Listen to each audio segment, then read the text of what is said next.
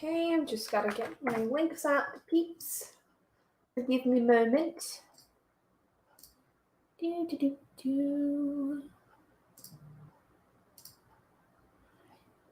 bloop, bloop, bloop, bloop, bloop, bloop.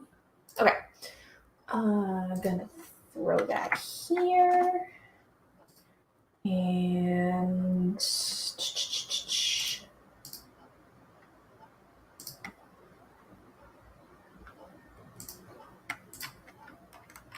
here.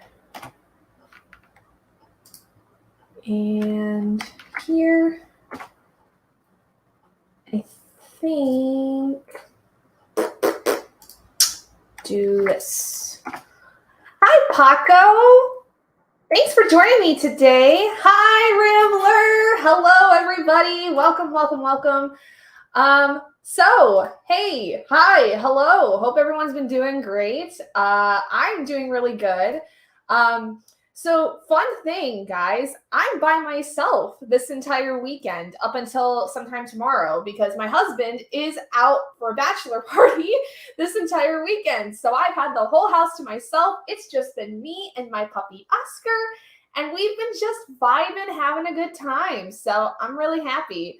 I managed to get some reading done today, which is nice, but I really need to finish The Fires of Heaven. I've been stuck on this for like 2 weeks almost, and I'm so done with it. Like, the only reason I need to finish it is because I'm doing the Wheel of Time reading series, but this one is so boring.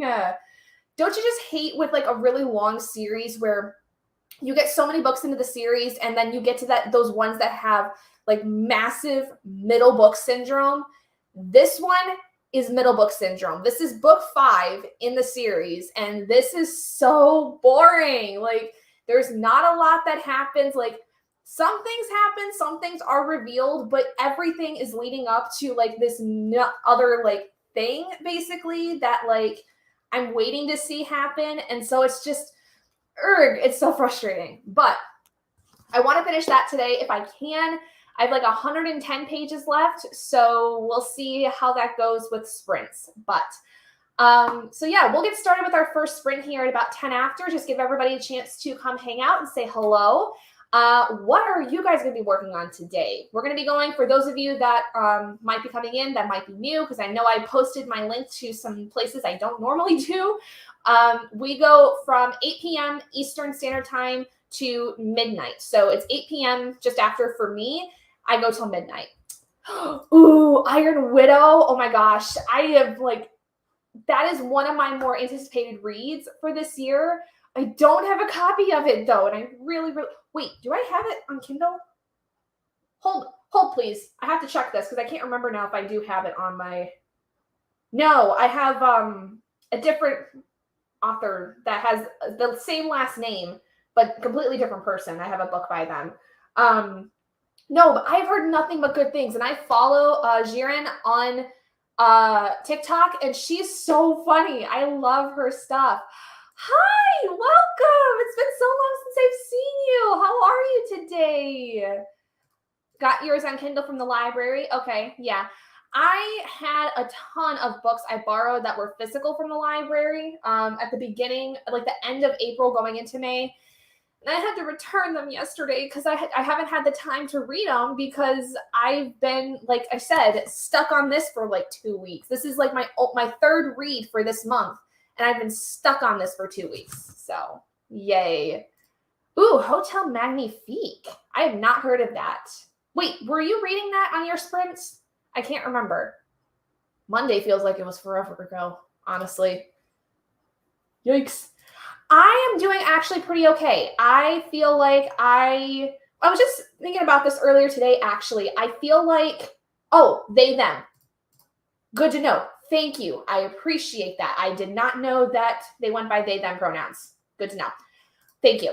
I'm actually doing pretty okay. I was actually thinking about this earlier today, where the last handful of weeks have been kind of like, April was really, really rough for me in terms of the entire month. I was in a really bad slump mentally. A lot of bad things happened in that month for me in terms of like my mental health and stuff. But and May has not been great in terms of like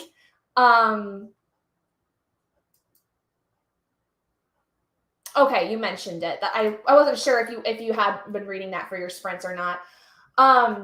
May has been pretty okay with my mental health so far. It's been like everything else has not been great. Like, of course, everything else goes to crap. That's like that doesn't directly involve me, but my mental health has been great because like end of April, my parents' dog had to go into the hospital. They had to have surgery because she basically had bladder stones. And she's fine now. She's doing great. She's moving around. Everything's great with that.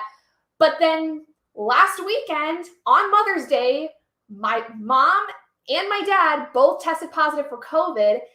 And my husband's parents tested positive, I think, for COVID. And then my grandparents got sick. And now, as of yesterday, my sister has COVID because she was staying at my parents' house and left to go back to her place so that she could try to keep herself from getting COVID. And she still got it. And thankfully, I did not end up actually being at my parents for Mother's Day for very long, like just in long enough for me to drop off presents for my mom and my grandma. And that was it. Like I wasn't in physical contact with my family. So I didn't get anything. And my husband isn't sick. So, but it's just, of course, when my mental health starts to go right, everything else seems to go to crap.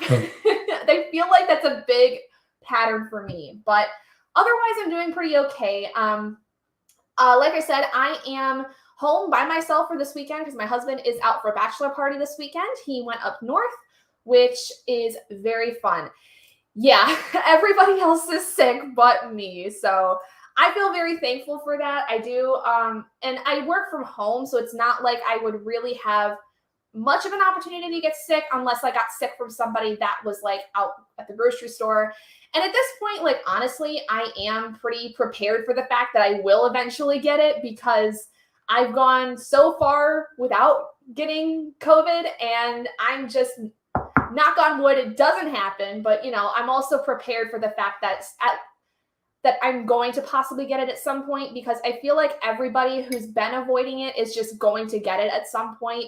But everybody in my family and my husband's family is fully vaccinated. They've had their boosters. So like they've all had pretty mild symptoms, which is good. Because thankfully with the vaccinations and the boosters, it helps to keep it that way. But the worst that my family has had has been basically like headaches. My dad had a pretty rough fever for a couple of days, but like it was still like it was rough, but it was still pretty low grade. And then they've just been tired. So all of them have really done well with having mild symptoms. I don't know necessarily what symptoms my in-laws had or my grandparents, but at least my immediate family has been doing pretty okay. So yeah, that's been fun. And I was on the phone with my mom for a couple of hours this morning, and she's pretty much almost completely over it. She's not able to go back to work until sometime next week. I think Wednesday or Thursday. They said the doctor said she would be able to go back to work. But she works in a school, and it's already almost the end of the year. So there's not really much more for her to do, but you know, she's still got kids that she has to work with because she's a social worker. So she's got she's still got a caseload of kids to work with. Hi, Adri. Hello. Welcome. Also, you guys, before we get started with our first sprint and I go over everything, I want to remind you guys, for those of you that may have seen my announcement video for the next round of Battle of the Bookish, Adri is one of our other hosts. We are doing Battle of the Bookish in June. So if you have not checked out that announcement video for the rules and anything to do with how things are going to go, please go watch that. It's going to be really informative. And we also have stuff on our Instagram for that. And also our, I don't know if Megan ended up posting stuff on our TikTok page or not, but we are trying to bring in more people again for Battle of the Bookish. The announcement video has our Discord, our Instagram, and our TikTok all in the description for you guys to go check out if you would like. But it runs the entire month of June, and it's a really fun time. So if you're interested, definitely go check it out. So, okay. Yay! Oh, yeah, and the challenges go up tomorrow. Yeah, the challenges will be up on Sunday, so be sure to check it out. It's going to be super exciting. We're really, really excited. Adri, Megan, and I have really worked hard for the last few weeks preparing for this. So if you're fans of Battle of the Bookish, please come check it out. We're super, super excited for this round. And I can't wait. I can't wait. So, okay. I know that we got a couple of new people here that might not know exactly how I do reading sprints, but if anybody here is familiar with Becca and the Books, she does dice sprints with Bookathon and stuff. I do something similar, except instead of using 2 6-sided die, I use a D12. And we're going to have some rules with this too. So we're going to start off where basically when it comes to rolls, we never do anything that's like 5 minutes. I hate 5-minute sprints. I think they are just the silliest thing, because for most people, you can't get through a chapter in that amount of time or feel like you get enough progress made on something that you're working on. So we never do 5-minute sprints. So if I ever roll a 1, it is an automatic re-roll. And then for the first sprint we only do sprints that are between 10 and 30 minutes. So that makes it easier for us to kind of get warmed up, get us able to get on the roll. Hi, Jen! Hello. Thank you for joining. I was just going over how things go. So we're going to basically roll my D12 here, and whatever we end up rolling is going to basically be our sprint. You multiply it by 5. That's how much we get. But like I said, the first sprint will be between 10 to 30 minutes. So let's go ahead and roll for the first time today and see what we end up getting. Let me know what you guys are reading. I want to know. I'm working on The Fires of Heaven and hopefully finishing this today, but we'll see. Nope, that's too high. Need to roll again. And that fell. Chaos, pure chaos. Okay, so that time we rolled a 4, which 4 times 5 is 20. So we're going to do a 20-minute sprint to warm us up, get us all ready, get us all started, I guess. But we'll start it in a couple minutes just because I want to get us on a 5-minute point, just because I'm a little particular about that kind of stuff. But what is everybody reading today? What are we doing? What are we working on? Red Famine by Applebaum. Ooh, I've not heard of that. It sounds like it might be some kind of a either fantasy or thriller just by the title. I have no idea. But yeah. City of Lost Souls. Ooh. What is that? That's book 4? Book 5? Mortal Instruments? Is that 4 or 5? No. It's wow, I'm completely I can't remember now. City of Fallen Angels is the last one. So it's not that. It's gotta be book 4 or 5, I would think. It's book 5. Okay. That's what I thought. Nonfiction about the famine of 1932 to 33 that Stalin caused in Ukraine. Wow. Okay, so it's a nonfiction. Awesome. Oh, wow. Okay.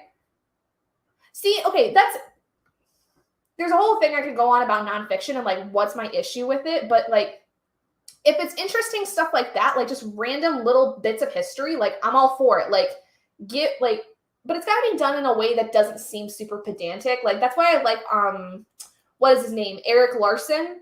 Eric Larson's work. I really enjoyed that. I've only read the one about the Lusitania, but I really liked that because it kind of took the story of what happened with the Lusitania and almost fictionalized it, but it didn't. Like it was fiction, but not fiction. Like it's interesting.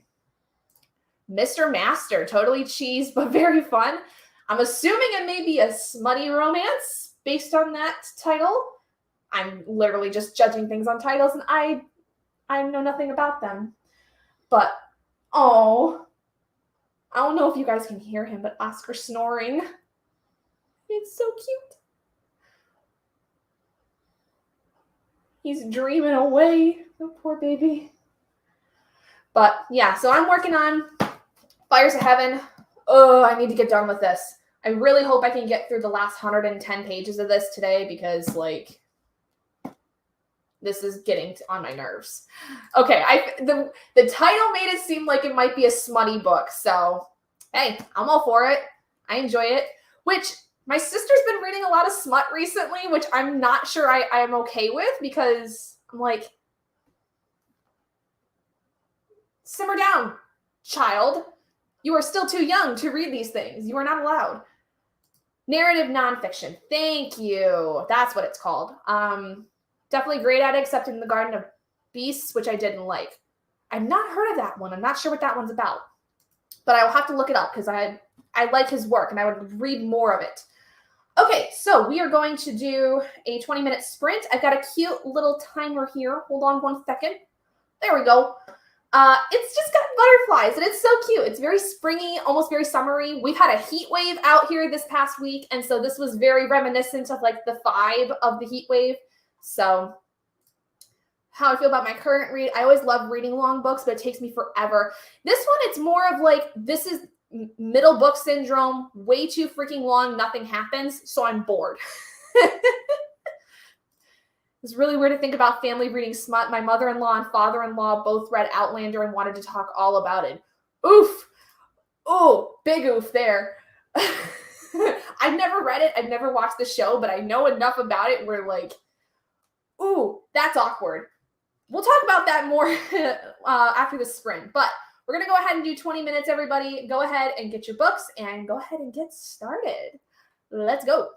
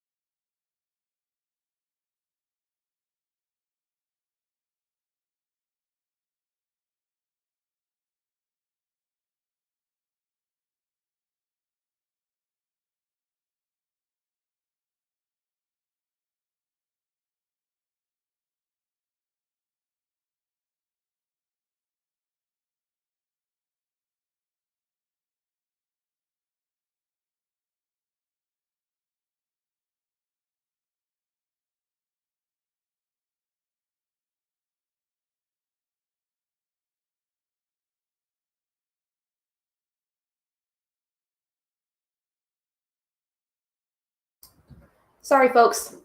The husband called me right at the end of that. Okay. About the American ambassador in Germany when Hitler came to power, but it was more about the ambassador's daughter's sex life instead of focusing on the political aspect. Blech. I hate that. This actually reminds me. So if anybody follows Bailey Sarian at all, she just did a dark history episode talking about 4 women whose histories basically were like pretty much just not really taken seriously, and like 2 of them specifically, they focused more on like their sex lives. Like there was Cleopatra, there was Catherine the Great, Jackie something. She was basically the woman who was able to strike out Babe Ruth, like ever, first time ever. And then Yoko Ono. And both Catherine the Great and Cleopatra were 2 stories where she basically talked about how all of history remembers them as being like sex goddesses, basically, and nothing else other than that. So this is disappointing that book was like that as well. Hello. Hi, Princess. Hi, Emily. Hi, Dion. Welcome. Thrifty. The party's here. Yay. Hi, Jessie. Welcome. At a birthday party reading? Not me when I was like 10 years old all the time. Seriously, I was that kid. I was that kid where as much as I wanted to be with my friends, I always had a book with me, and I would much rather be reading that than hanging out with my friends. Like I liked being in the same room as them, but I was not doing anything. I was minding my own business. 8% of Iron Widow. It goes somewhat graphically into detail on foot binding, and it's pretty awful. Yes, I have heard of that. Giron has said, I think in their TikToks, trying to use the correct pronouns, has said in their TikToks that it's not a very tame book. As young adult as it seems to be, I think it goes more into the adult area because of things like this. But it sounds amazing, and I would love to be able to read it if I can get a chance. 2 chapters read. Nice, Paco. Nice. 18 pages for Jen. Awesome. I got through about 11 pages, and literally right at the end there was like this big reveal where I don't know if you guys saw, but I literally was like, what? Like, there's a death in here that I was just revealed that I'm like, what? What just happened? Who died? Why did this happen? Like, that's the most interesting thing that's happened in this book in a while, and I'm near at the end of it. So awesome. Read maybe 15 pages. All right. Awesome. Glad you guys got some good reading in. We'll start the next one in a couple minutes, but what I wanted to talk about is this. So this thing here, because Adri said that, or I was saying in response to Adri's book she was reading, that my sister's been starting to read smut recently, and I am not okay with it, only because like my sister's now like 22, and I still view her as like baby because she's my baby sister. So it is so awkward to have her ask me sometimes about like what are some good smutty book recommendations. Like she's been seeing them all over like TikTok and stuff. So I've recommended a few to her that I've heard are really good, but it was so weird to have this conversation with my sister because like only in the sense that like, again, she's still my baby sister. Like this is weird to me. And like, this is a conversation I don't want to have with her. Like, I'm fine with talking about sex with like my friends and stuff and smutty stuff with like, you know, other book readers that are like around my age that are not my family, you know? Well, like, another case in point here. So when I was reading True Blood for the first time, so I read the first book of the True Blood series, and my parents for years, like they watched the whole series on television. It's one of my mom's favorite TV shows that's ever come out. I remember specifically when I read the first book for the very first time when I was probably like 1920, something like that. Like I was in my young adult phase of life.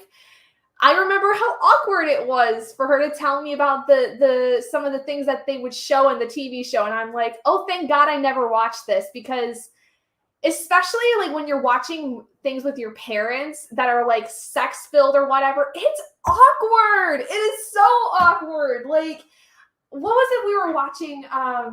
Oh, it was American Horror Story. So I started watching American Horror Story when I was in like late high school. One of my friends got me into it, but I had heard about it for years beforehand. And I loved the first season. And I decided to watch the first season again with my parents. And I forgot that there were sex scenes in it that were very graphic. And so imagine how red my face got watching those scenes with my parents at like 17 years old. Oh boy. Not the best time of my life. Very, very awkward. I don't, whoa, still gives me the creeps. Like oh boy, I can't. I am reading The Fires of Heaven. This is the 5th book in the Wheel of Time series. I've been on this for like almost 2 full weeks, and I'm nearly done with it. Like I just now reached the point where I have less than 100 pages. Thank God, because this book is like, it is killing me. Like I said, what I just read here in this sprint is the most interesting thing that's happened in this book in probably almost the entirety of it. It kind of sucks. I kind of hate it, but it's part of my reading series that I have to read. I know what you mean. My sister's 24 and she's still a baby to me, and now we're having chats about according to Silver Flames. Girl, I'm 24. You forget. I'm younger than you. Truth be told, I keep forgetting you're older than me still, so it's okay. It's fine. We both I feel like I'm older in a lot of ways. Like I feel like I fit in more with like my friends who are like 26, 27 than I do with people that are my own age sometimes. So it's fine. Most of my family doesn't read, so I don't have to worry about that. Well, good for you. I'm kidding. Like, but good for you. I'm glad that you don't have to deal with that kind of stuff. Dude, I hear you. My baby sister's 18, has been reading ACOTAR. I keep thinking about what it'll be like when to know she's reading A Court of Silver Flames. I have not read ACOTAR as of yet. I actually, though, this month, if I can get to it, hopefully, I would like to start it because I want to partake in the reading series that Princess at Castle Library is doing with it. I watched Brokeback Mountain with my parents. Movie was great. Experience was terrible. Oof. Oh, I have not seen that movie in so long. That was such a good movie, though. Like, genuinely, like, super underrated, I think, in a lot of ways. I get so much shade from my very Christian mother about my reading choices, which is fine because it means I will never have to talk with her about smut. This is true. 28 in June, the grandma. Oh my gosh, I forgot you're going to be 28. Oh my gosh. I could have swore you were going to be turning 27, not 28, but that's me not paying attention to ages. But yeah, we're going to be doing the 24-hour readathon for Battle of the Bookish the day after your birthday, and I'm very excited. And I'm also excited to be able to get you presents for your birthday, because I can't not get people presents for their birthdays when I love them very much like I love you. All right, so let's go ahead and do the next roll. We're a minute over, but that's okay. Let's see what we got. Oh, and I should mention, now we're going to get to where we're going to be rolling for longer sprints after now that we've done the first sprint. So this time, though, we rolled a 5. So we're only going to add really 5 minutes to this next sprint. So it's still pretty short, 25. Jen, you're 44? What? I would have never have guessed. Truthfully, I would have never have thought that you were in your 40s. You look good. You look real good. Turned 39 this past January. Oh, well, happy late birthday. I'm sorry I missed it. I wish I would have known. Be 29 in June. I'm freaking out that I'm almost 30. Girl, I turned 30. 30? No, I do not. I do not turn 30. What is going on with my brain? I turned 25 in July, and I am like, how is this possible? How am I going to be 25 years old? I don't understand, because like there's a part of my brain that I think is still rooted in like being like 14, 15. Like my brain feels like I'm still that young because I have a lot of like unresolved shit from that time period. But I like, it's so weird. I don't feel like I'm supposed to be turning 25. I really don't. I don't understand how this is possible. It's bizarre. Turning 30 next month or next March. Nice. Awesome, Jesse. Personally, I think we June babies are the best. I don't know. I don't know about that. I'm kidding. I'm just kidding. That's okay. No, truthfully, like, oh, I just realized, Adri, you're a Gemini too. That's interesting. Sorry, my astrology brain's going. But let's go ahead and do our next sprint. So yeah, we're going to move on to doing longer sprints, but this time it's still going to be a pretty short one. It's just 25 minutes. And y'all, look at this timer. This is so cute. I just found this earlier today. Like, this is awesome. July's a close second. Yep, to June babies. Of course, Cancer's rule. Hey, I'm a Cancer. I'm a July Cancer. Actually, Megan, one of my friends, who's also one of our hosts for Battle of the Bookish, is 2 weeks older than me.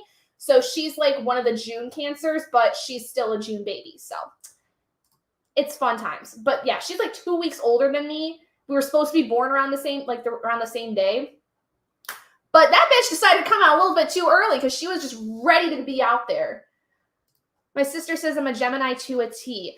There are some people, okay, hold on. Before we get into this, let me explain something here. So my mother is also a Gemini. My mom's birthday is May 27th. My mom is the furthest thing I would ever see from a freaking Gemini. I swear, she's like the complete antithesis of that.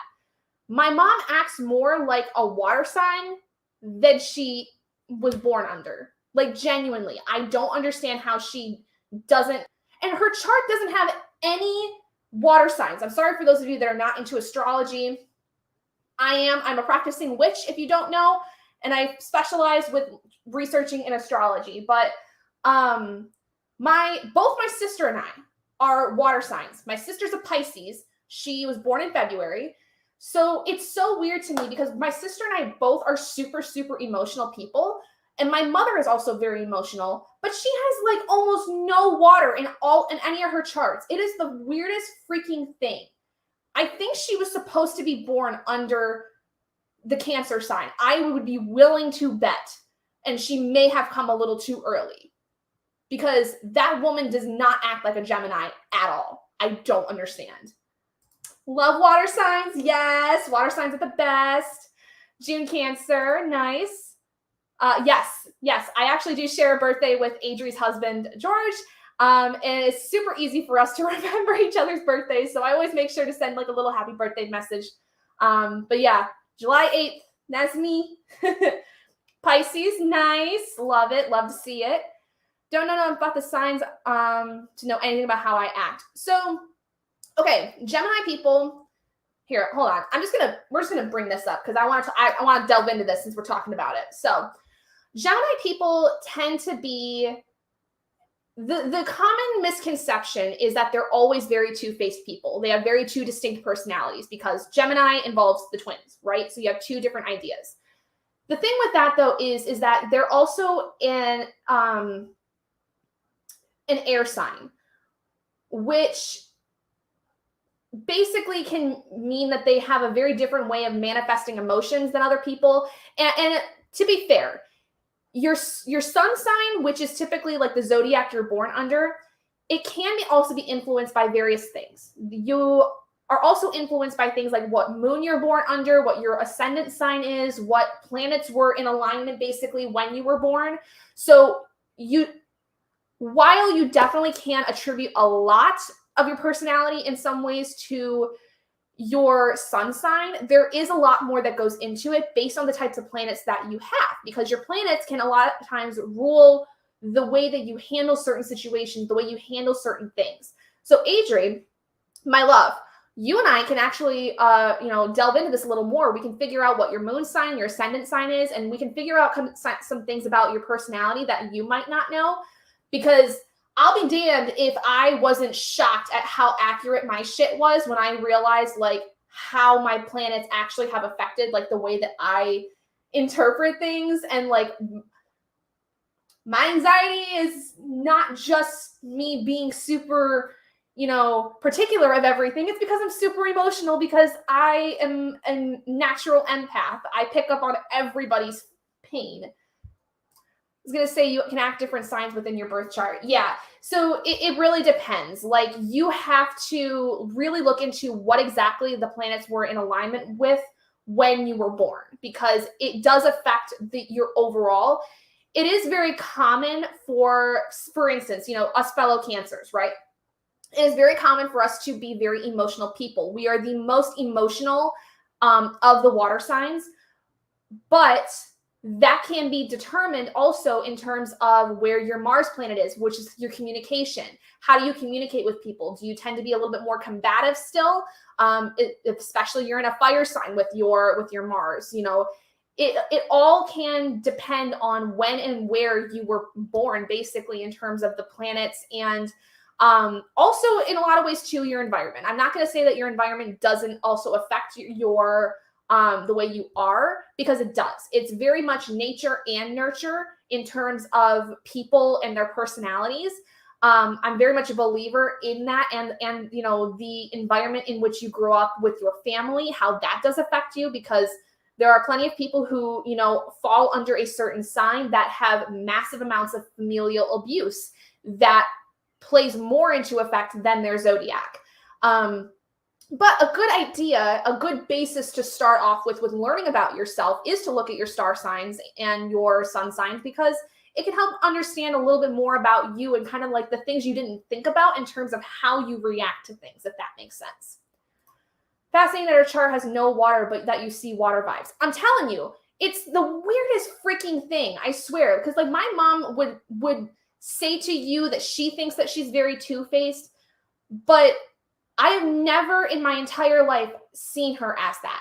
My mother is one of the kindest people that you will ever meet. I have never in my life heard a person say that my mother was not super warm and super welcoming, because that's her personality. Her personality plays, she's a prime example, right, of the fact that your sign can sometimes be not exactly lined up with who you are, because my mother is a Gemini, but doesn't act like what a typical Gemini would be. She's a very different temperament than you would expect from a normal Gemini, because of how she grew up and how she interacts in her day-to-day life with other people. Oh, Capricorn Aquarius, kind of on the verge, born right on the day of change. Oof, massive chaos vibes there. Pisces Sun, Virgo Rising, and Aquarius Moon. Okay. Ooh, Paco, you got an interesting chart there, my friend. Oh, God, we're going to be talking about stuff for a long time. Top of the hour. We're going to cut this off and we'll come back to it, okay? But my big three, Cancer Sun, like I said, Leo Moon, Taurus Rising. I'm super emotional. I like to be in charge, and I'm very stubborn when I want to be. That's how I describe myself to a T. Yep, that's me. Okay, yeah, definitely. I can seriously sit down with you and figure out, all this stuff, because like I'm interested. I am interested in how exactly you fit into the Gemini realm. I'd be curious to know. Really stubborn. Yeah, okay. I see it. It's fine. It's all good. I wonder if you have any like fire signs, because I have two fire signs in my chart, with being Leo and Taurus. I have a fire and earth sign with being Leo and Taurus, respectively.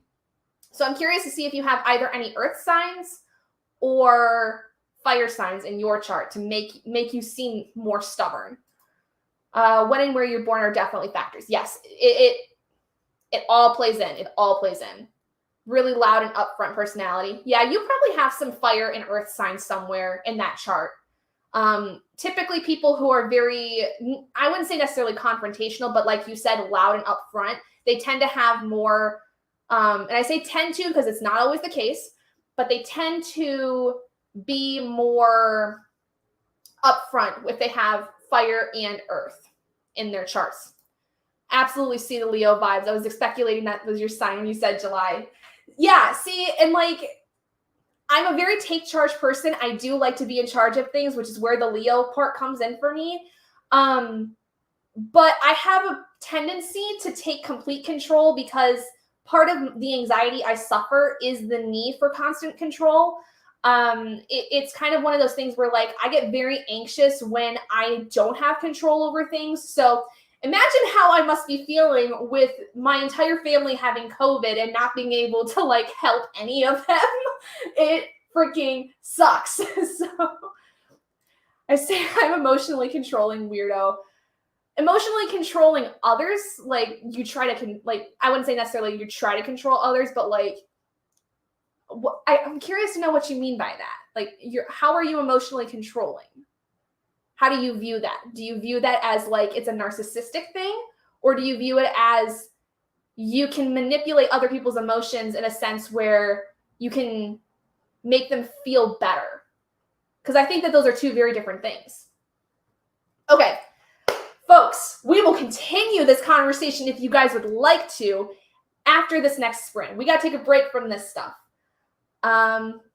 Big three, Aries sun, Aries moon, and Cancer rising. Oh boy. Feel like first impressions with me are always misleading. This is nothing against you, Jesse. Please let me say this right up front. But I have a problem with Aries people. I always have. I'll get into that here in a little while. But I will say there is one Aries person that I actually like to this day, and it's my mother-in-law. And I will get into that next spring, but we'll get into that in a minute. I don't know how you would figure that out. So essentially it's looking at patterns. So it's looking at patterns of people who tend to be under your sign and how they seem to basically like interact with people. On top of it too, like I said, because again, this is nature and nurture. So if you grew up in an environment where you had very loud upfront family, you're going to definitely emulate that. But your star sign and your sun sign and all that stuff can also explain a lot of based on where planets are aligned and what kinds of houses. Like there's tons of research you can do on this. But depending on where like planets are placed in the sky, it can help to understand why you might do certain things or what is more likely for you to what you're more likely to do with certain situations, like how you communicate, how you do with finances, things like that. It's not 100% like accurate for everybody. I understand that, and that's like a big thing with a lot of people that don't believe in it, is they don't think it's really accurate 100%. But it can help to understand a little bit more about some of the things that you might be questioning about.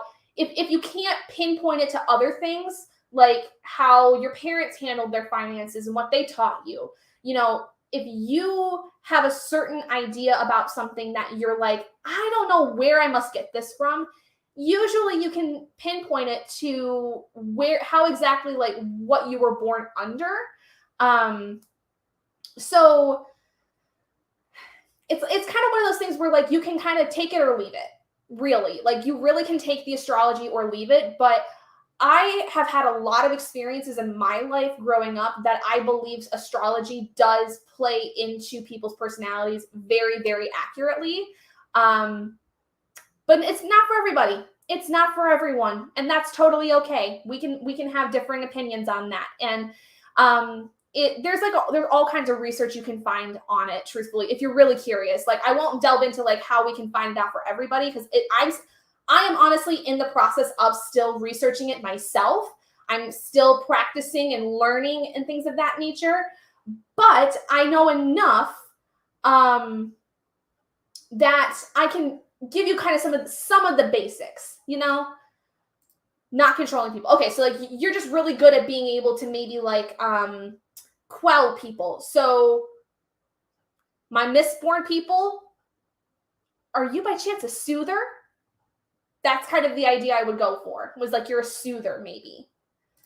Also on the Pisces cup though, so definitely heavily influenced there too. Yeah, so okay, like you have a little bit more emotional aspects than people might maybe think. That's pretty cool. Yes, my family has COVID. My whole family basically got COVID this past week. On Mother's Day, both my mom and my dad tested positive. My grandparents all have COVID, and my in-laws have COVID. And my sister just tested yesterday positive after trying to leave my parents' house to keep from getting COVID. She still ended up getting it. So my husband and I are fine, but they all have COVID, so that's fun. Okay, guys, we talked a little bit over what I wanted, but that's okay. It's all good. We're having fun. We can talk more about it though next sprint, so don't worry. But let's go ahead and get started with reading a little bit more. I'm gonna go basically get a new drink, and we'll continue with where we're at. So go ahead, everybody, and get started. Let's let this run for a second so the timer goes up. Go.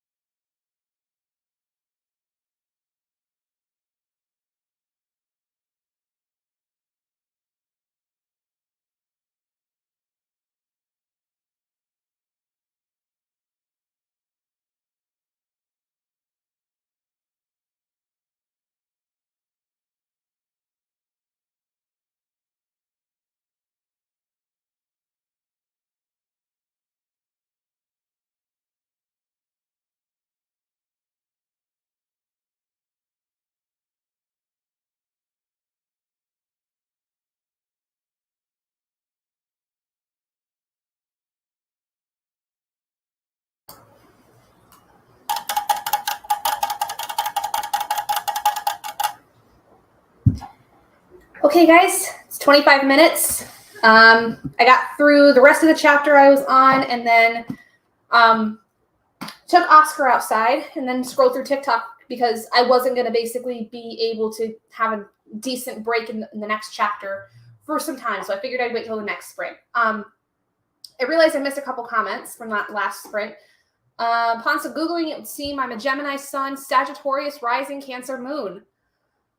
Interesting.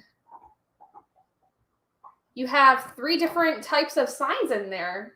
A water, fire, and an air. Okay. You're emotional and like to be in control. That makes a little bit more sense. Yeah, okay, that makes more sense. Okay, so I'm going to show you guys also. Hi, Destiny! Trying to finish Mostly Void, Partially Stars by Joseph Fink and Jeffrey Cranor.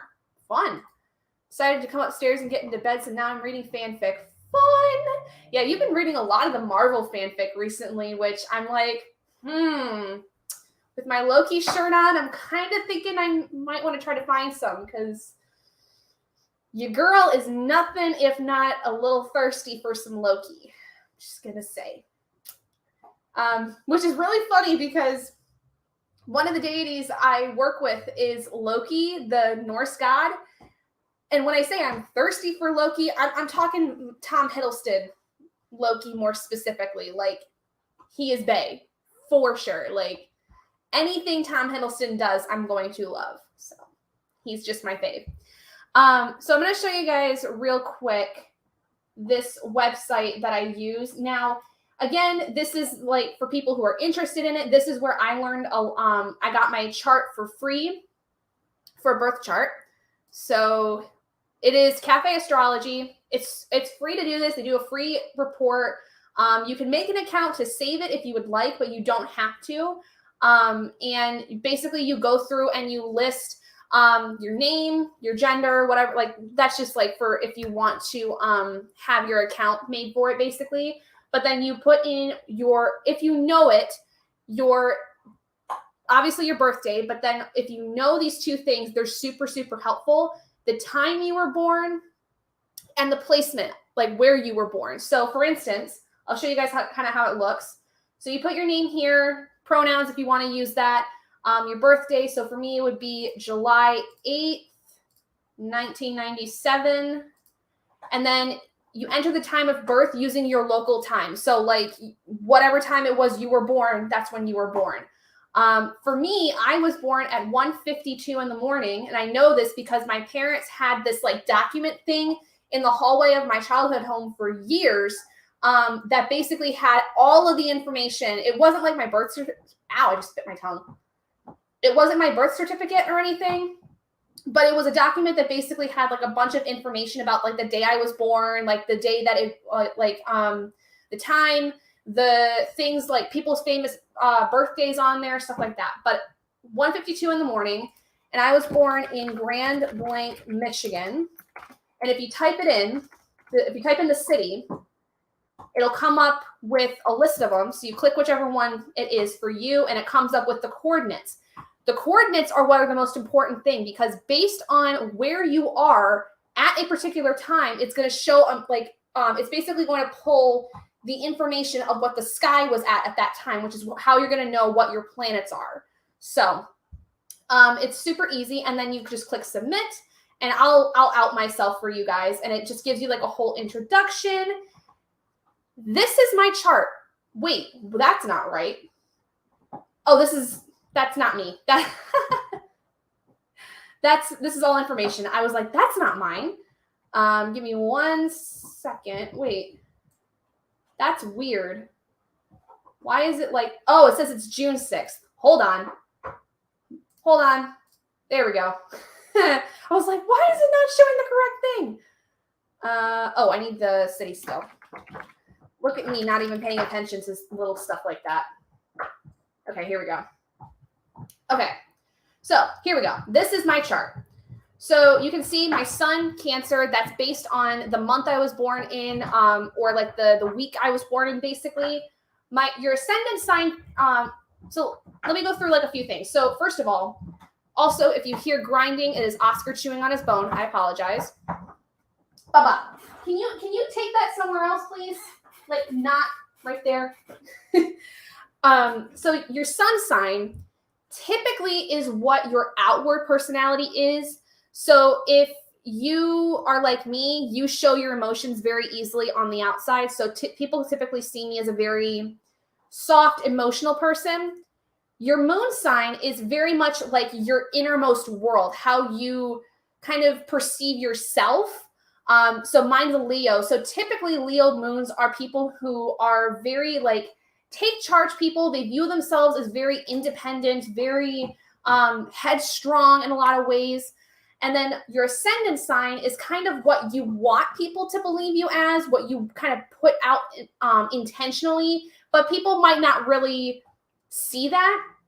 And mine's a Taurus. So I want people to see that I'm like a pretty strong person, that I'm very stubborn, but people don't really see that. They really see more the emotional side because I tend to show more my emotional side than I do my more stubborn side. But basically, the rest of these planets that are listed here are the planets in the space in the sky. So where these planets are placed is kind of very indicative of a lot of things. Your Mars is typically like how you are confrontationally. And on top of this, it'll show like what houses each of your planets are in, which also helps to denote some information about you.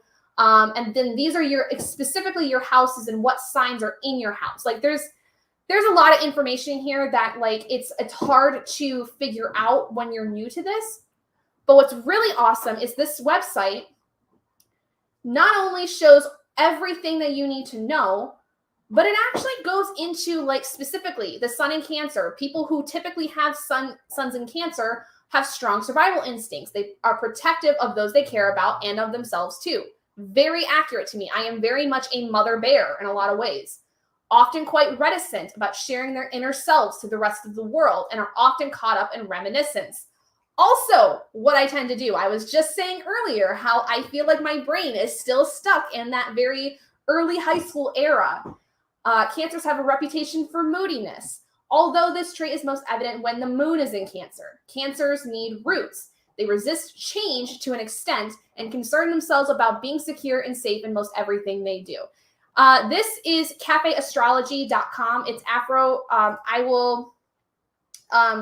You might get mine if you use this link, but if you look for a new chart, this right here, this is the website that I am using.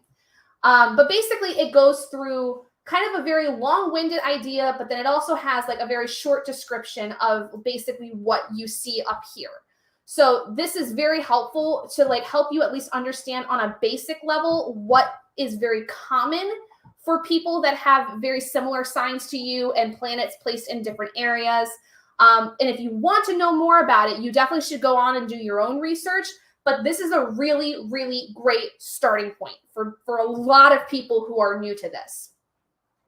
All right, so let's move on from that. Made it to page 240 of A Princess in Theory.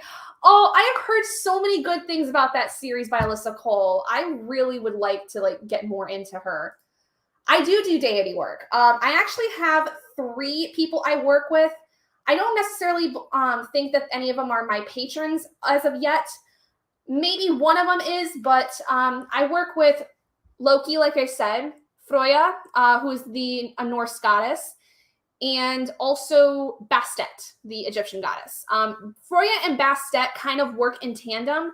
They really help me. Like the work I basically do with them is they help me connect really to my shadow self, which for a lot of people that don't know, the shadow self is basically kind of like the inner demons, if you will. I do a lot of basically work with them and Loki also in a lot of ways to really delve into myself more. Freya is more of my motherly instinct. She's very much my motherly figure in that realm. Bastet is very much kind of my cheerleader. She's kind of the person that encourages me to do things for myself and really like go for the things that I really want when I work with her, and being proud of the things I do. And then Loki is kind of my chaos demon, as you know, he's known to be in the Norse mythology. He's kind of the guy that encourages me to really step outside of that comfort zone. He's the guy that really like kind of brings in the chaotic nature that I need in my life. But he's fairly still new, so it's kind of like we're kind of still trying to figure each other out. Okay. Missed it, but my big three are Pisces, Aquarius, Leo. Okay. Leo moon or Aquarius moon? I'm curious. Yeah, cafe astrology is pretty common for a lot of people. It's like I said, it's a really great starting point for a ton of people. Started this book today and I need to finish it. Haven't started and read a book. Oh, I love that. I love that so much. You're welcome. The sun in Gemini, the urge for self-expression is strong. These natives are often just as interested in collecting information as they are in sharing it. Nice. I like it. Hi. Oscar, do you want your chart read? I don't know exactly when you were born, but I kind of maybe know the day. Yeah? He's a Sagittarius, by the way, Oscar. He was born, I'm fairly certain, like end of November. You are too. You're a Sagittarius. I don't know whether or not it's necessarily you fit it, but you're sassy to beat hell, which is something. I know. What? Do you need to go back out? You probably do. Far too accurate. I would say so. And actually, hush, little boy. I would say, Oscar James, you need to stop. I am talking. I don't care. I am talking. We will take you out in just a minute, okay? So yeah, actually, and what's interesting is that this act, I think, would more represent my mom, who is also a Gemini. She is very much somebody who likes to know a lot of things, and she likes to share a lot of things with people. Excuse me. You need to be patient, little. You're gonna have to. Okay. All right. Hello. Come here. I will take you out in just a minute. Just hold on. So you're in the beginning of your craft and you mainly do tarot. Oh, sorry. I botched you. I didn't need to. What? I don't have anything for you. Here. Go get your raccoon. Get your raccoon. So yeah, sorry guys. Oscar's whining because he needs to go back out again. I actually started off my craft as well doing tarot. It's one of the easiest things to start with because a lot of times the decks you get, you just have to follow the booklet, which is really handy. And so I learned a lot of myself through tarot. And then I kind of delved into astrology. And when I realized that there was a lot kind of going in with that. And let me start off by saying too, that I've always been a very kind of spiritual person in some capacity. I was never really like somebody that was super religious, but I've always had a belief that there were like other things other than religion in terms of like the planets and stuff being a part of my life. I've always been very in tune with the moon. And my grandmother is also Native American. And so like I've always had spiritual ties, but I didn't really start fully getting enveloped in them until I was, about a year and a half ago, almost 2 years, because I finally accepted that it's a part of me. It is a part of me that I need to explore. So, yes, little Oscar. He's not so little anymore. He's about 5.5 months old, and he's a terror sometimes. But, you finished your book. Nice. City of Brass. Excuse me. I am trying to talk with my friends. You need to be quiet for just another minute. Good Lord. Okay, so you're going to continue with City of Brass. Have fun with that. That's awesome. I think she finished City of Mister. She finished one of the Mortal Instruments books, City of Lost Souls. That's what it was. Okay, so I'm gonna roll so that we can get Oscar outside because he's crying. He needs to go back outside. So, okay, we're gonna do another short one. Thrifty, your short ones are coming through, girl. We've got a 3 that time, so this is gonna be a quick 15-minute sprint. And probably in that time, I'm gonna end up being outside with him the whole time. So, excuse me, I know. Apparently, Destiny, he has opinions he needs to share. And that opinion is that he has to go poop. He has to poop. So let's go ahead and get started with this next sprint, guys. 15 minutes. I will probably be out with him the entire time, so he will stop barking. But go ahead and get started. I will see you guys at 15.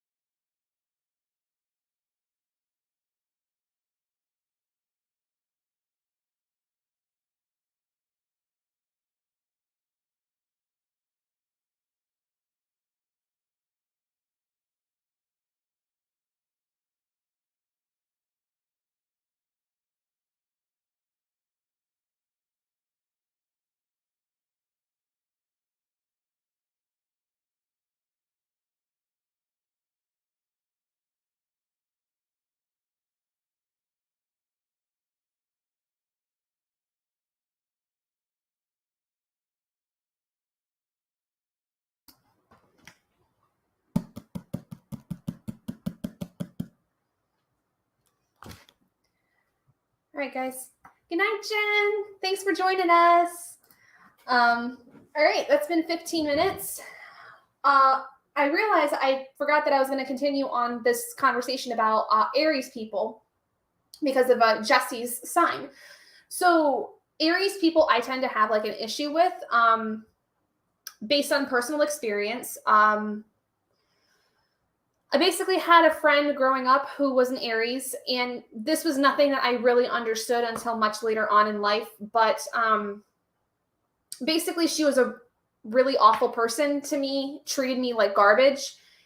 And before I ever really got into like astrology and everything, I had a lot of people who were kind of born around that same time that I just seemed to really not rub well with. Just really did not seem to get along with a lot of people that were born in the Aries space. And I didn't know about this again until I was much older and I was actually doing studying on astrology and stuff. So it's a very interesting pattern.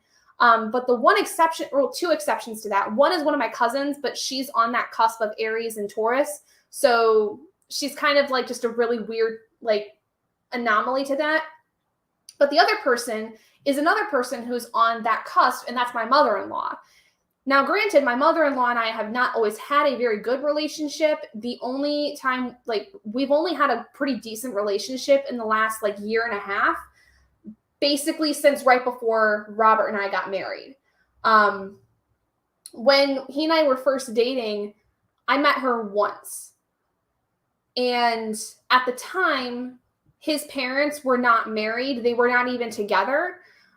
They had never been married. They had never been divorced. They just had been dating and never got married. And they had split up years and years ago. But Robert and his mom had like a really rocky relationship as it was. And I only met her the one time. And then she basically like dropped off the face of the earth. And it wasn't until a month before we got married that she kind of popped back up in our lives, and for good reason, honestly. Like she really cleaned up her act in a lot of ways over the last like handful of years between when I first met her and then. And now she's like one of my favorite people, like genuinely. She's a really good person. She's honestly super, super kind and very thoughtful. She's one of those people who kind of had a bad life for a very long time. And then as she got older, she kind of put a lot of things to rest and really cleaned up her act. And I think that was for the best, because while Robert and I were dating, he had a lot of resentment for his mom. And around the time we got married, a lot of that finally got put to rest. And we haven't really looked back on that. So she's the other person I would say is that exception, because again, she's on that cusp of Aries and Taurus. And it's just interesting, like, to think of the fact that a lot of people that I've met in my life that have been Aries people, I've not really gotten along with. But fire and water don't really seem to mix very well in terms of, like, friendships. It's very, very rare that I see people who are water and fire signs that get along all the time.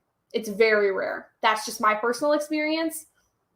Also, my husband's a Virgo, which explains a lot, because my husband he's not the complete opposite of me, but he does not think very emotionally. He is a very grounded person. He doesn't put emotions first when it comes to anything. He's very much a logical person first, then emotion. And it takes a lot for him to get upset at anything, like crying or anger. It really takes a lot for him, which is the absolute opposite of me. You vibe most with water signs. I mean, you're a Pisces. That's why. Like, you're one of the other water signs. Like, one thing I will say too, so Pisces people tend to be the most outgoing of the water signs. Like, you've got Cancer, Pisces, and Scorpio, right? Scorpios tend to get a bad rap because they're the more confrontational of the water signs. Pisces people tend to be a lot more outgoing than like a Cancer. Cancers are typically your introverts. Cancers are usually, like, I'm going to say 95% of the time, not 99, 95% of the time are your introverted people. Because we like people but we have a social battery that runs out very quickly. Pisces are similar, but they have a longer battery life. And Scorpios, they just don't like dealing with people in general. Page 254, and this Cancer is enjoying this book. Oh, I'm so happy you're enjoying your book. I'm so happy for you, Thrifty. That's amazing. Yeah, that's basically it. I don't really talk a lot about my practice, honestly. I'm starting to, in bits and pieces here on my channel, where it where something kind of brings up something in my practice. But I don't really talk about it too much on my channel because I'm not really sure if a lot of people are interested. I'm glad that a lot of you guys here right now are interested in it. But I've thought about talking about it a little bit more. There was a point in time very early in 2021, if you were around, that I did like tarot readings and stuff, but I stopped doing it because I was just not sure if it was what I wanted to do and if I was really making any kind of progress with it in terms of like getting people's attention. So I don't know if anybody would be interested in me bringing that back, but I'll think about it. Introverts unite. Yes. Kind of a hermit. Yeah. I mean, most of us bookish people tend to be in general.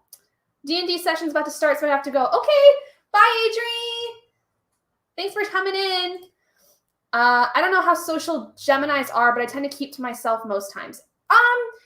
Geminis are kind of, it depends on the person, truthfully. That's one of the signs where, like, some people are, some people aren't. For instance, my mom is a very sociable person as a Gemini, but I also know plenty of Geminis who are not as sociable. And again, it may have to do with what's in the rest of your chart. It might have to do with you as a person and how you grew up. Like, it could be any number of things. It really, really depends. Other signs I would say that are kind of like, it could depend on the person that in terms of sociability. I would say Scorpios. Scorpios are kind of hit or miss with whether or not you'll be sociable.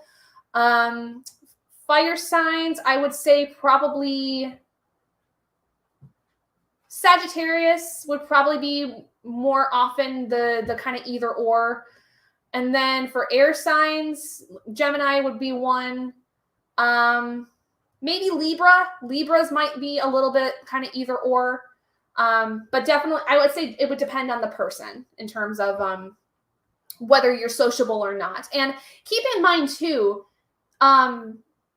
if you ascribe yourself as female or male, or even non-binary, that can have an effect on how you present. So for instance, a Cancer man is a very different kind of person than a Cancer woman. The way that they interact with the world and with other people and how they interact with themselves is very different in a lot of ways than a Cancer woman. One of the most common things I hear, and this is because I don't know much about Cancer men in general. I don't know very many Cancer men, so I can't say whether or not this is 100% accurate. But one of the things I hear the most often about Cancer men is that they are much more manipulative than Cancer women in terms of manipulating their emotions and being almost in a way narcissistic. But again, I don't have any basis of knowledge of that. That's just what I hear as kind of a common problem that people will have with like a Cancer man. I love witchy chats. Well, I'm glad that you do. I'm glad that I can, come and talk to you guys about this stuff. I just don't know whether or not I want to continue like outside of like streams or whatever, where it's a little bit more kind of like I can talk with you guys actively about this.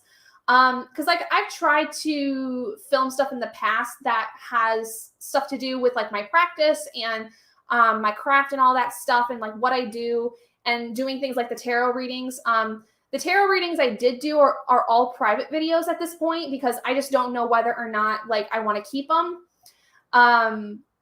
But if there's enough interest in me doing them, like collective readings, basically, not necessarily like specific ones to certain people, I would be interested in it. It's just, I don't know whether or not there's enough people interested in it in my community that would want it kind of thing. It's kind of one of those things where like, if I had a Patreon of sorts, which it's going to take me forever to be able to get to that point, but if I did, I probably would have a tier that would be dedicated to like, a weekly reading of some kind for the collective, feel that. I don't like a lot of men's Sagittariuses, but girl Sags, I don't have a problem with. Yeah. What's interesting is that that's usually the common thing is like when it comes to the gender of the person, gender really plays a big role. Again, you can be non-binary and have stuff still apply to you with this because you basically exemplify both the divine feminine and divine masculine aspects. That's always a possibility. There is such a thing as the two spirit idea with, a lot of native practices, a lot of things involving the native tribes, not just in America, but in other countries as well, like down in like South America, for instance. So it's interesting though how your gender can really affect your personality in terms of like how it's different between males and females, and then also non-binary people. Because some people, especially men, exemplify their signs very differently than how the female counterpart is. So, for instance, my father is an Aquarius. He hits an Aquarius to the T in terms of the fact that he is super logical, he's super analytical, he wants things done his way. He is kind of my way or the highway, always has been, and he thinks that, his opinion is the most important. He's a great guy. I love him. I love my dad, but that is his personality. And that is very typical with Aquarius men. Aquarius women, though, they have a lot of similarities, but they very much depend on the person. Like one of my best friends is an Aquarius woman, and I don't see a lot of the qualities. I mean, she can definitely be very particular about things, but not to the level of like an Aquarius man. If that makes sense. Tend to click more with men than I do women. And that's fair. It is entirely possible that, you may have more divine masculine traits, and that's why that you click with them a little bit more. And that's totally valid because it also, again, it comes from how was your environment growing up. You're not going to necessarily find like reasons why you click with certain people all the time with astrology, but your personality can really be seen in a lot of ways based on what your planets look like in terms of where they're placed. So it's entirely possible that, you could have the reason you work better with men than women is because that's just how you kind of grew up. You just seem to do that naturally. Or there could be a divine aspect in that. And that's total. Either one is valid. Either one is completely valid because I know that like growing up, I definitely worked better with women than I did men, mostly because men in my life, the guys I grew up with were pretty awful to me for the most part. I had a few guys here and there that were pretty decent, my husband being one of them. But for the most part, men just really didn't seem to take me seriously, didn't really seem to appreciate me in a lot of ways. So I definitely vibed more with women. And I also see myself divinely as more feminine, not just presenting and mentally, but I just feel that I have a lot more feminine qualities about myself that exemplifies my personality. And I think a lot of that does come down to how I grew up and also things to do with my astrology. Dating wise, no more Leos, Capricorns, or Pisces. Oof. Oh gosh, I don't even know how exactly my dating history was because I didn't have very many boyfriends before I started dating my husband. And my husband's been my longest relationship ever. Like we've been married for a year and a half, been together for going on 9 years in November. And he's a Virgo. And I tend to like, I will say when it comes to people in general, the ones I vibe with the most, I tend to work very well with earth signs because I need people to ground me. I need people to center me. And I also work very well with air signs. Fire signs, I'm kind of hit or miss with. It depends on the person and it depends on the history I have with them, whether they've wronged me in the past or not. And other water signs, I definitely vibe with. Like they're probably the best people I vibe with. I mean, some of my best friends are my water sign people. But outside of that, it's definitely earth and air. Fire, it's like, maybe. We'll see. We'll see. We got to have a good rapport kind of going in first. So. All right, folks. Let's go ahead. Unless my math is wrong, does that mean y'all have been together since 14, actually. End of 2014 was when we were together. Wait. So, wait, hold on. My math might be wrong.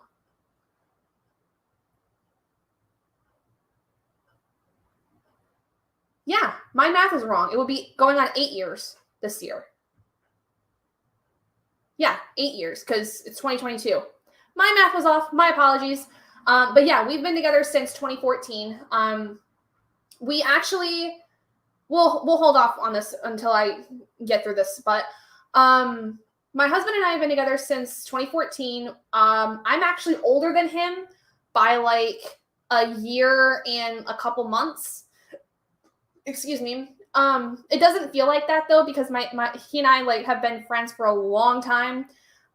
We actually were friends starting out back in middle school, and we did drama club together in middle school and also in high school, and we were very, very good friends for a long, long time. Like, I'm talking years. Like I said, I was like in 8th grade when I met him.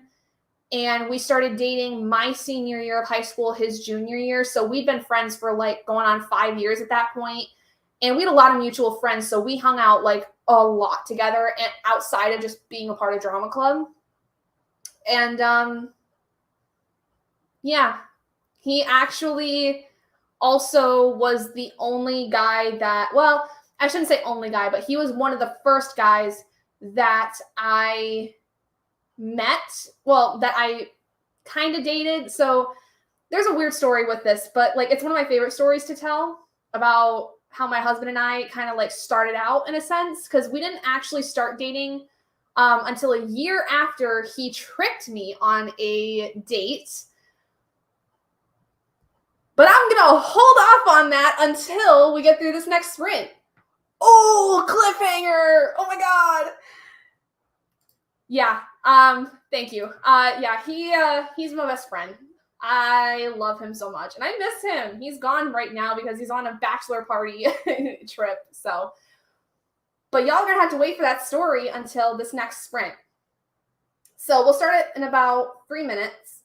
No, we'll just start about now. Oh no, it fell. Don't fall. Ooh. Guys, it's going to be a long one. We've had a ton of short ones today, but now we get a long one. We rolled an 11, which means we have a 55-minute sprint. I hope you got snacks. I hope you have drinks. I hope you've peed. If not, go ahead and go pee if you need to during the sprint. I'm not going to judge you. We got a long one in for this one. This is actually probably going to be one of our last ones. We may have time for one more sprint if you guys are up for it, but I will not be surprised if after this you guys are like, come on, let's get this over with. Let's get done. So we're going to go ahead and get started with this. So 55 minutes of reading, everybody. Let's hope that you guys get some stuff done. I'm definitely not going to finish this by the end of this, but I will be very close, and I might be able to still, you know, I might finish this after sprints are done, basically, before I go to bed. So, Thrifty, excited about a long one. Who are you, and what have you done with my friend? Who is this? This is not my Thrifty. What is this nonsense, girl? No, I'm kidding. It's fine. I know you're into your books, so it's totally fine, but all right, folks, 55 minutes. Have fun. If you got to go pee, go pee. Grab your snacks, grab your drinks, whatever you need. Go.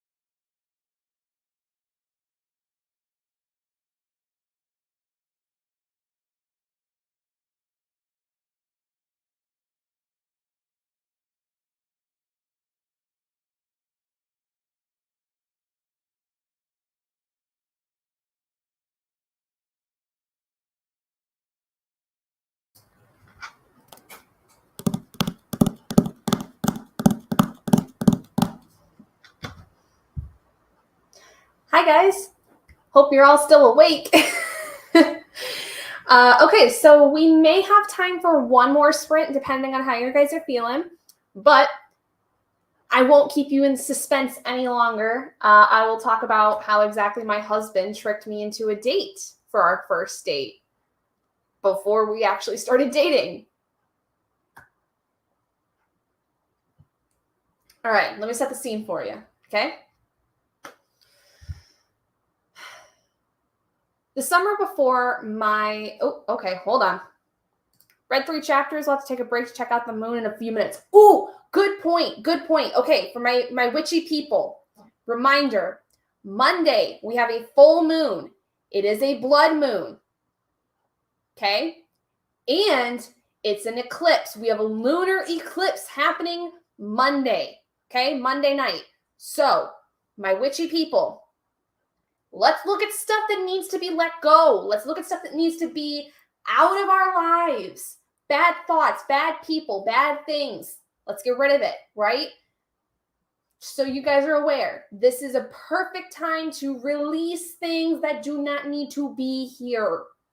And let's bring in some good stuff, right? Just a reminder, 54 pages, nice. Yeah, I know that it's still pretty early in the day for you guys back there, but it's 11:15 here. So I usually end stuff around like midnight. So maybe we'll go over. I mean, I have less than 50 pages left of this, so maybe I'll do another sprint. But Oscar keeps falling asleep because he knows it's bedtime. He thinks it's bedtime because we usually go to bed by now. Page 297, nice. All right, so here's the story. So I got to do a little bit of backtracking on this because there's a couple things that basically lead up to this whole event with my husband. Some of you, I might have talked about this before, so I apologize if this is repeating it for some of you. But so my sophomore year of high school, okay, so this is back in 2012, I think. Summer of 2012. End of my school year, I was dating this guy that was a really good friend of mine. And me and the baby do a moon check every night. Oh, not me now wanting a child to be able to do that. I am not ready for that. Do not put me in baby fever, Destiny. Don't do this. So anyway, yeah. Anyway, what was I saying? Oh, so guy I was dating at the time was really good friend of mine, actually one of my best friends, and I had been friends with him for a while. Like we basically were friends because he at the time before we were dating was dating one of my really good friends that I had through drama club and choir and stuff. And so he and I just became really good friends. We hit it off very well. And I had a thing for him. And unfortunately, a few weeks before he and I started dating, he got dumped by my friend, the friend he was dating. And they'd been together for over a year. And at the time, I didn't realize, now as an adult, I realized this. But at the time, he basically was using me as rebound, but didn't realize that was what was happening. That was the reason why he was very attached to me. So basically, he broke up with me because he felt really bad after having dated for a couple of weeks and realizing that what he was doing was making me the rebound, and he respected me too much to want to do that.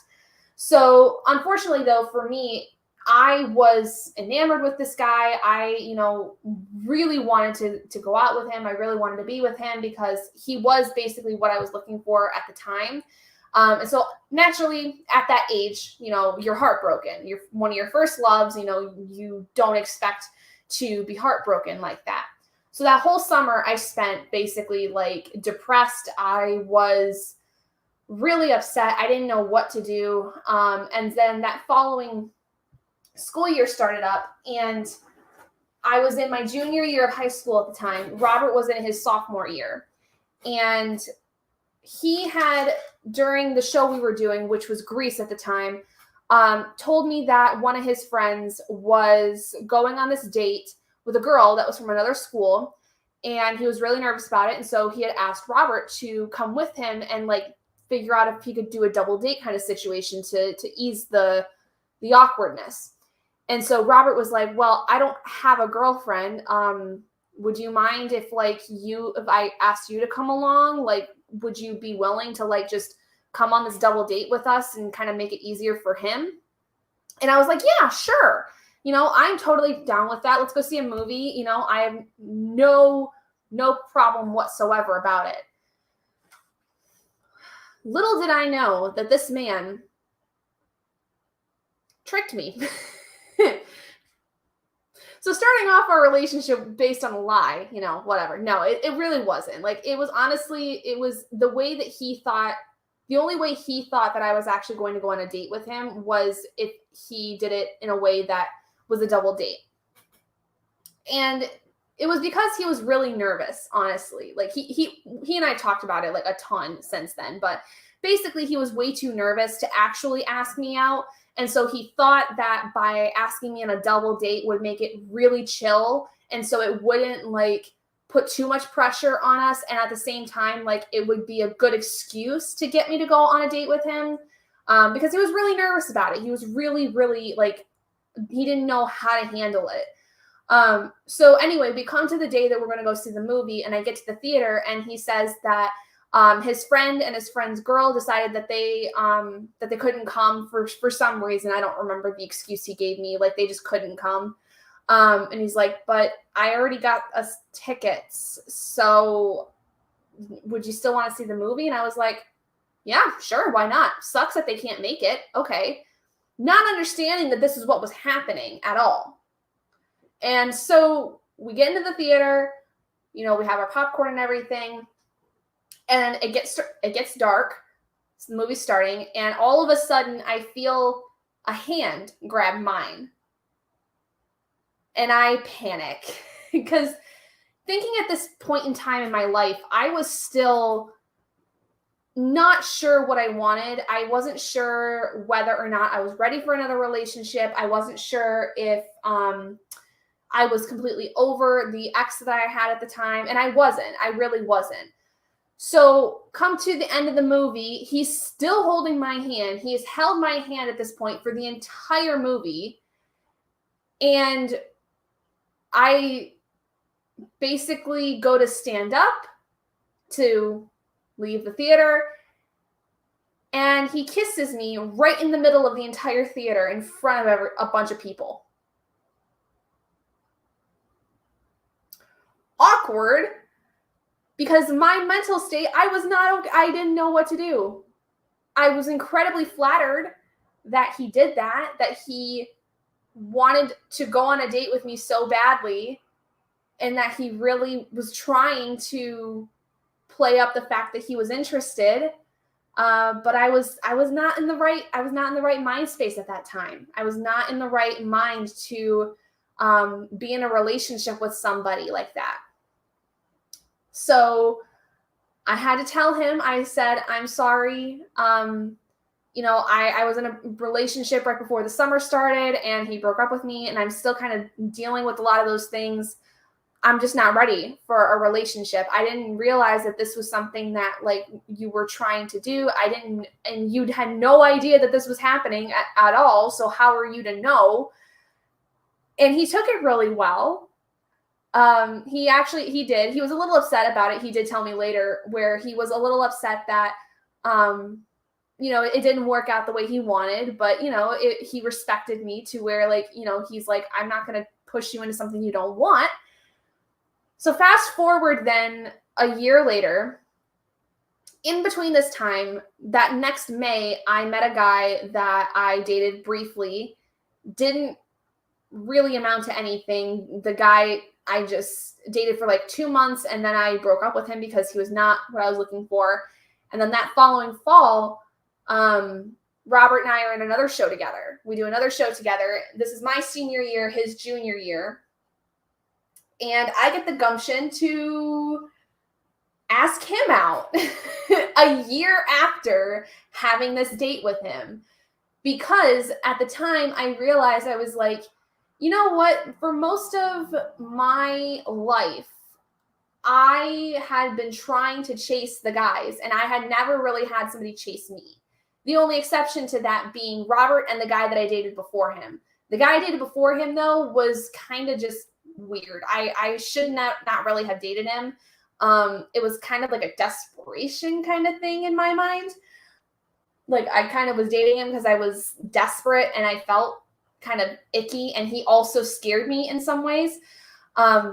Not going to get into that, not worth it. But yeah, so like a year after this first date that Robert and I have together, I finally am like, you know what? Maybe I need to give this guy a chance. Maybe I need to actually like give him a fair shot, because he seems to actually care enough about me that like he was so nervous about going on this date with me. And now look where we are. Been married to him for a year and a half. Been together for getting close to 10 years. He is honestly like the best thing that's ever happened to me. I love him so much. And I know that a lot of people, like, it's not very often that you have somebody who's like your high school sweetheart that you end up being with, but that's what happened.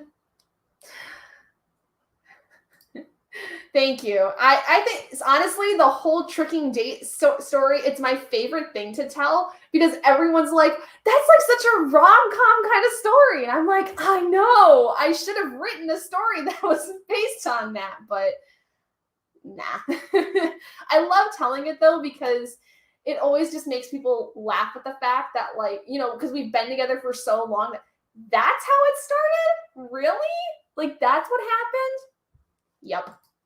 Yeah, he's my guy. He's my favorite person in the world. I love him. And I will say it's not always been like great, because honestly, like the things that have been bad have been because of my mental health issues, and I had to really come to grips with them in the last handful of years. But he has honestly been my rock. He has been my rock through it all, and it's been hard. I can't even imagine, you know, the things he must have gone through watching me go through my own mental health struggles, especially when a lot of them were coming around right around the time we were getting married, because of a lot of the stress and anxiety I was feeling about the wedding itself and trying to plan during a pandemic, which was not fun. Because if you guys don't know, I got married on Halloween of 2020. So peak time of like all the COVID shit that was happening originally. We got married in that time, and it was very stressful, to the point where I had to actively go to therapy, like go to appointments and stuff like that. I mean, they were like all online, but it was really rough. But throughout all of that, and before, and still to this day, that man, I swear, is a saint, because I have so many freaking issues up the wazoo that is very hard for me to deal with. And he is incredibly patient with me about all of it. He's basically seen me at every point in my life, my best moments, my lowest moments, and everything in between. He has been there for it all. And it's so funny that like the person that I thought I would end up with when I was a kid, I never would have thought I would have been somebody like him. Truthfully. Like, because when I was younger, I never thought that the person I would end up being with would be somebody who I was super close to. That was one of my closest friends growing up. And, you know, I wouldn't have wanted it any other way. I would not have wanted our relationship to go any other way, because it wouldn't be the same. And I think that if I had said yes to him initially, we would not be here today. So sometimes, and like if any of you, you know, are still searching for that person or whatever, just, you'll know. You will know when it's time. That's all I can say. But yeah, that's the story of me and Robert. But it's so funny because he, like I said, he's not the exact opposite of me, but he's very different than me in the way he thinks and the way that he expresses himself. He is a Virgo through and through, where like he's very grounded, but he also is very logical. So a lot of times when I'm having like panic attacks or anxiety attacks, he is that person to ground me, but he is also that person that will be very blunt, which is what I really need. I need people in my life that are very blunt, because I need to be told what's really going on, because my brain will make me think up of all of these scenarios. And what he does is he is really good at being like, why are you thinking that? Like, what's making you think that? Because here's what's really happening. But why are you thinking the way that you're thinking? Is there something going on that you need to look into, or that we need to look into as a couple? Like, what's going on here? Because here's the actual truth of what the matter is from my perspective. How is it that you're thinking this way? Like, why is it you're thinking this way? And not like in a condescending manner, but more of like wanting to explore, but wanting to be as level-headed about it as possible, kind of thing. Not in a very heightened emotional state. He's very good at being able to calm me down, but that's been with, like I said, going on 10 years of experience. So he's my guy. He's my guy. I love him. He is a wonderful human being. I think you guys would absolutely adore him, because I adore him. All of my friends adore him, because he genuinely brings out the best in me. And I don't know very many people my age that can say that about their spouse or their partner, that especially ones that have been together for as long as he and I have. Because I feel like a lot of times people who are my age that have been together with their partners for a while, things start to fizzle out, at some point. But I could be wrong. You could be in the same position as me and him and be perfectly fine. But for me, it's definitely been great to have him as my partner, because he is my partner in a lot of, like, in all respects. But yeah, that's my man. I could gush about him all day, and I do sometimes. But he's my best friend. I love him to bits. And then my other best friend is sleeping over there like a cute little boy, because he's so sweet. I'm going to move you so you can see him. So hold on one second. Sorry for the shaking. But you can kind of see him. He's down there, sleeping like a good old boy. He's such a cute boy. Okay. There. So, okay. So yeah, I mean, if you guys are down for one more sprint, I think we'll do one more and then call it a night. Let's see what we end up getting. It would preferably not be a super long one, because I am getting a little tired. But the dice roll how it roll. So yes, one more. Yes, one more. All right, here we go. Let's see. It's not a long one, but it's a 2. So 10 minutes. I think that's good. I think 10 minutes will be good. Nice cool down for a lot of people. Because like I said, I am getting kind of tired. It is getting late for me personally. And Oscar, I think, is very much in agreement where he wants to go to bed. So, all right, we're going to do a quick 10-minute sprint. This one's kind of cute. It's like one that's more for kids, I think. But it's like a little space rocket ship kind of inspired one. So we'll do that. But okay, guys, let's wrap up tonight with a quick 10-minute cool down sprint. Thank you all so much for joining me today. And, we'll go over some other stuff coming up here on the channel after this is done. So go ahead and start sprinting.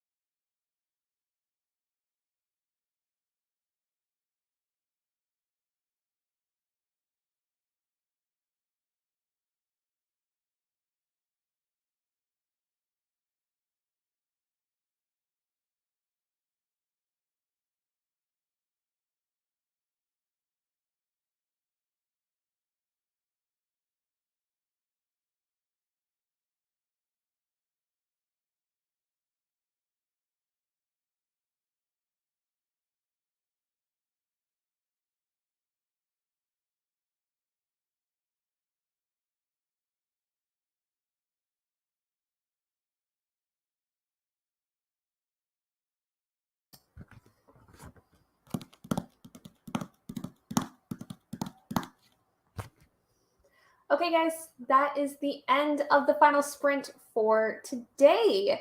Thank you guys so much for joining me. I'm so glad that so many of you could come and hang out with me for however long you did. If you were here for the whole thing, if you were here for a little bit, I just love being able to do this and bring everybody in. So, all right, now to go into quickly what is going to be coming out this week. So, this week we're going to be having a few videos that are going to be dedicated for Battle of the Bookish.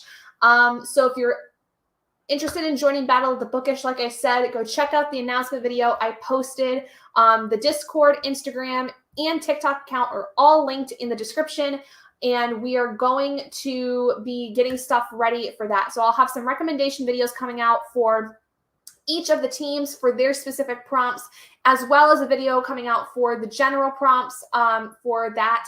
And I will have my vlog for this past week going out as well. I should also have my review for the Fires of Heaven coming out hopefully this week.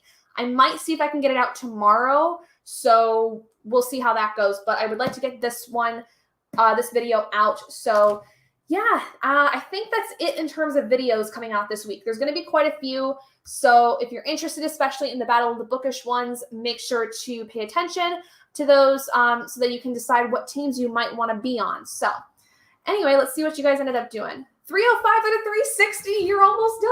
Yay! Thank you so much for joining with me today, Paco. I really appreciate it. I'm so glad that these sprints were helpful. You're welcome, Brittany. I always love seeing you here. I'm always so excited to see everybody here. It's such a fun time.